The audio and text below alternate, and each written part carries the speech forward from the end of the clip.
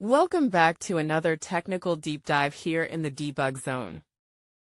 Today, we're tackling a big question and breaking it down with insights from other users. Hopefully this clears up some misconceptions and helps you get the answer you need. So buckle up, stay a little curious, and let's jump right in.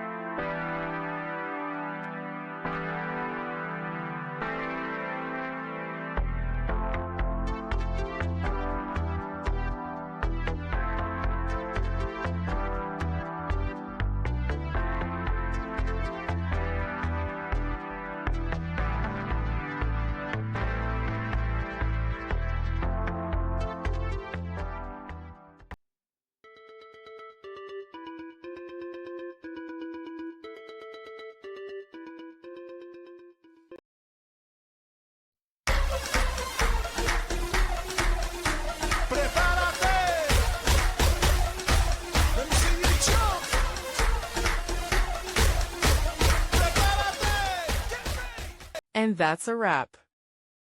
I hope you found the answer you were looking for. If you did, take a second to hit that subscribe button. It really helps out. And let me know in the comments which solution worked best for you. See you next time in the debug zone.